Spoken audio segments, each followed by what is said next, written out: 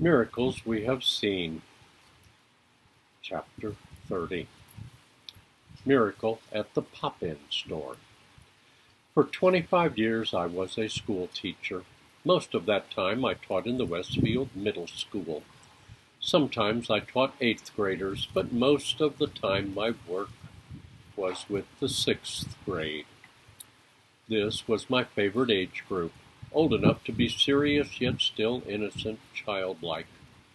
While my specialty was science, I was also assigned classes with gifted children. One of the special assignments was teach drug and alcohol prevention. We met once a week to study the negative effects of those dangerous substances. After several sessions of discussions, videos, and other classroom aids, a serious young student asked me an earth-shaking question. What are we going to do about it? I looked at the young student who had held up his hand to ask that question. What do you mean? I asked. Well, he said, they're selling drug magazines and other dangerous stuff down at the Pop-In. And not only that, but teenagers from other communities are coming to Westfield to get those items. Other students chimed in. I could not believe what I had just heard.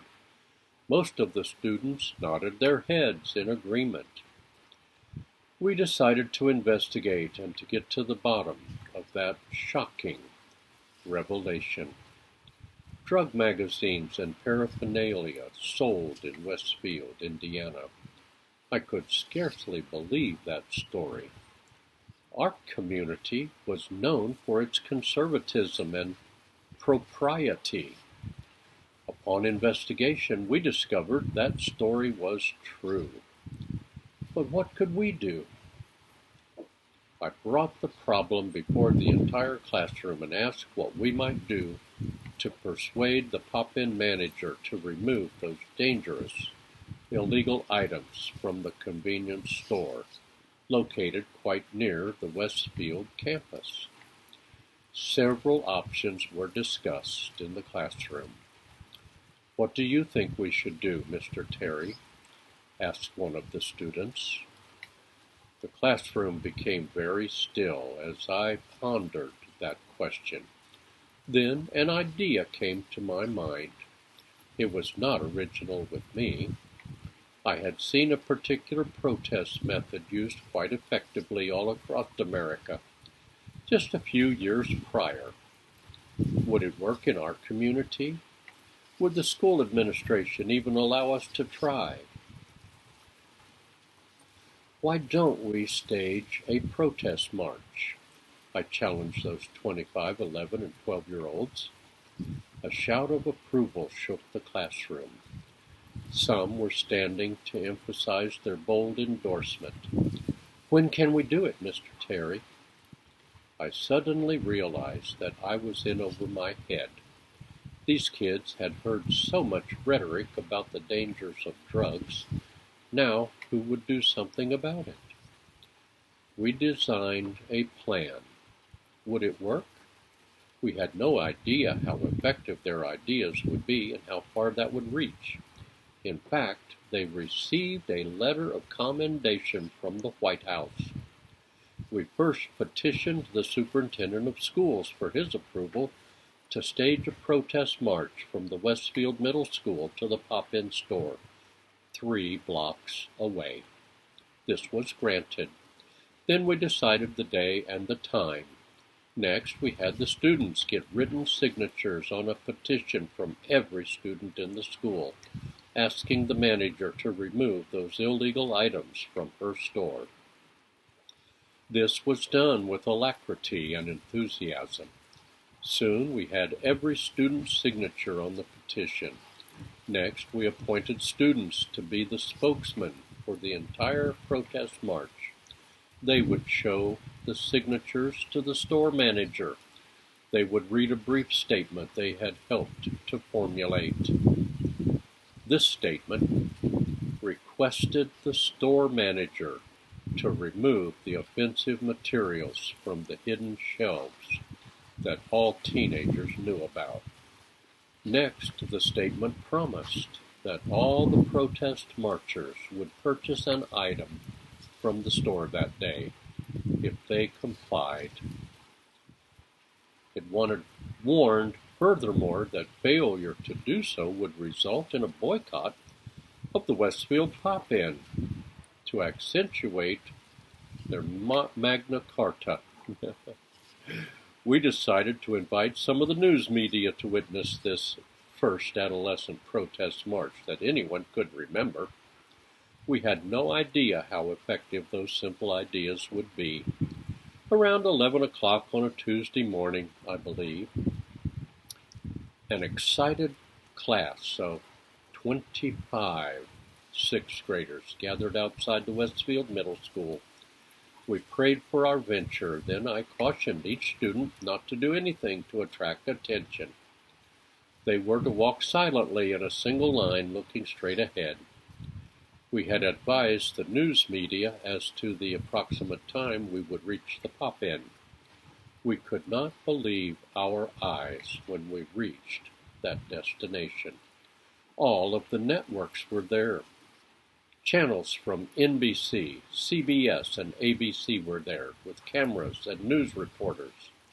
The word was out. Spectators came to see this unbelievable spectacle. I tried to stay in the background. This was their day. Our 3 class representatives, all dressed smartly for the occasion, stood quietly at the front of the convenience store. The manager, ashen-faced, twisted her hands nervously, not knowing what to expect. The cameras were gliding one by one. The 3 class reps read their mandates to the manager. She agreed wholeheartedly with each request. Then, accompanied by 3 little 11-year-old vigilantes, the manager entered the store and removed every single item that had been mentioned. The team and manager came back to the door and held a lot of magazines and other drug-related materials. This was greeted by a loud applause.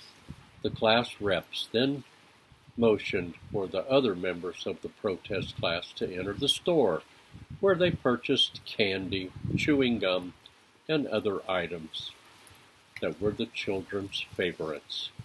Not a word was spoken. On the outside, the news media tried to obtain interviews with me, the class sponsor.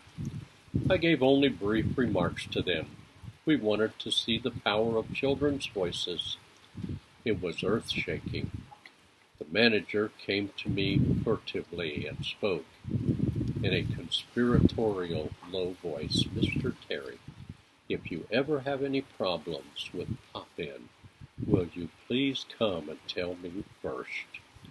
Please don't ever bring those kids back again." I gave her a conditional agreement. All of the evening news carried headline stories of the kids from Westfield. The newspapers ran stories.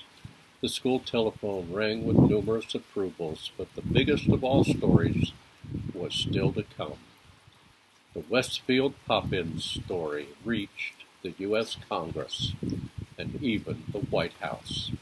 In a few days, we received letters from Congress and Mrs. Reagan, wife of the current president. The letters were congratulatory, but most of all they spoke of how proud America would be of young people who were willing to take a stand for something positive and wholesome. To me and the entire class, that seemed like a miracle. This same group of children was invited to participate in other community projects in the future.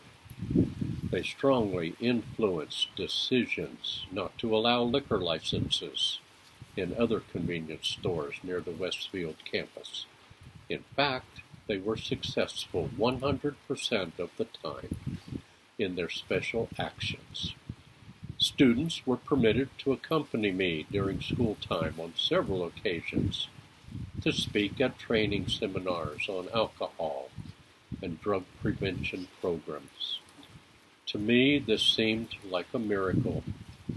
At a time when prayer in the public school classrooms was prohibited, no one ever questioned those dynamic kids in their quest to improve the moral and spiritual climate in their school and community. Let me encourage you. Let your voice be heard on moral and social issues such as abortion, drugs, alcohol, TV ads, prayer in schools, etc. Evil triumphs when good people do nothing.